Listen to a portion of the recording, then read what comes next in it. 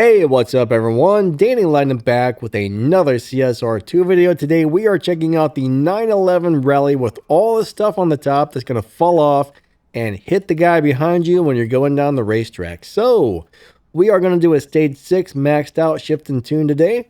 We're going to do a stage 5 shift and tune today. We're going to look for some sort of low performance point, high evo live racing setup, and we're going to do a review on the car as well and find out if it's any good. So, let's start out with the maxed out shift pattern and tune. Today I'm recording on the content account, so thank you to Nitro for CSR for access to this. But when this car is 100% maxed out, put your nitrous all the way to the right. Final drive 2.0, tire pressure 8 psi, and put your dyno on a...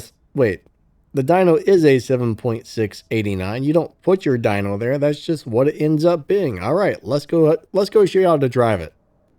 All right, to launch this car, let go of the gas a little bit after number 1. The needle's going to come back a little bit. As soon as the car launches, second, third nitrous as quickly as you can possibly get, and all the rest of the shifts right before the red line, just like this. Let's go do it to it. 3, 2, 1, go. Second, third nitrous.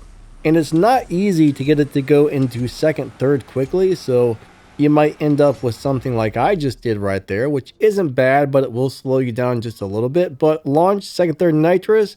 If you can do it, it will run just a little bit faster. So right there, we got a 7.651, and that is a very bad run. We should be in the 7.5s or the 7.4s.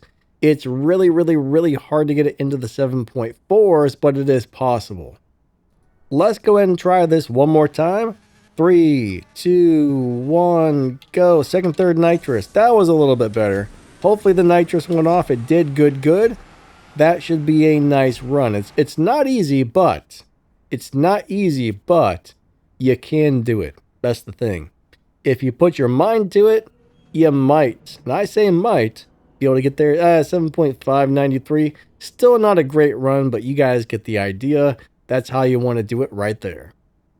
But I shift the cars manually. Some people run a program to make them run as fast as possible that drives it perfectly every time. And that's great for setting world record times and, figuring stuff out. But that's why you don't see me hitting the best times, is because I shift it myself.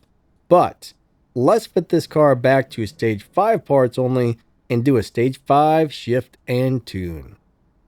The good news is between stage 5 and stage 6, the tune does not change, so we're still going to put our nitrous all the way to the right for stage 5. I almost said tire pressure, but transmission 2.0 and tire pressure 8 psi. That will give us an 8.694 for stage 5. Alright, so to drive it on stage 5, you can pretty much let go of the gas right after number 1. As soon as it launches either second nitrous or second, third nitrous, they're both giving me very similar times, but second and nitrous is easier, so let's go with that.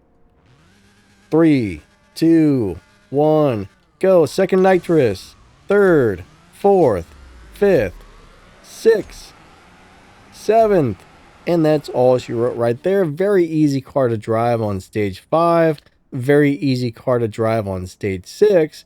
Sometimes it's really hard to get those two shifts really quick together on stage 6, but there we got an 8.571. The last run was an 8.538. And that is beating the dyno by just a little bit, so that's not too bad. Alright, so now we're going to see if we can find one of those low performance point high evo setups.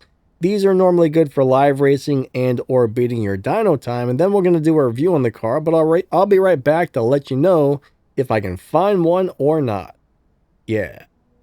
Alright, so we do have something for you guys when it comes to a low performance point high evo setup. What you want to do is refit your parts. I'm going to tell you what we want to go to, but let's go ahead and find the engine. So we want to start with our engine, and we're going to put the engine back to stock. Put your turbo back to stock. Put your intake on stage 3. Put your nitrous on stage 2. Put your body on stage 5. Put your tires on stage 3 and your transmission on stage 5. That gives us 648 performance points with 1,879 Evo, So we're under 650 and we got up over 1800 on the Evo. So that's looking really good. This should be a very nice live racer as long as you don't drive it faster than the dyno time. To tune it for the low performance point high Evo setup, put your nitrous all the way to the right. Final drive 2.24, tire pressure 8 psi, and that's going to put us in the 10.8 lobby. So that means we want to run as close to 10.8 as possible, but we do not want to run faster or it might move us into the 10.6 lobby, and the car is probably not going to be able to win races in the 10.6 lobby, so we want to stay in the 10.8 lobby. Alright, to drive it for the low performance point high Evo setup, we're going to let go of the gas right about number 1, and we're just going to do a very basic shift pattern with nitrous on second, nothing special, just do it like this. 3, 2, 1, go. Second nitrous, third, fourth, fifth gear. And here comes sixth gear, and that's pretty much it right there. But bam! And we do want to slow down because we are going to run faster than the time we want. So downshift, that should slow us down enough not to beat the dyno time. Because like I said, we want the car to stay in the 10.8s. There we got in the 10.7s. The last one was in the 10.6s. So this is a dyno beating and a live racing setup here, which is cool. But you don't want to beat the dyno for live racing. Okay, so it's review time. Now this car is capable of beating the dyno time.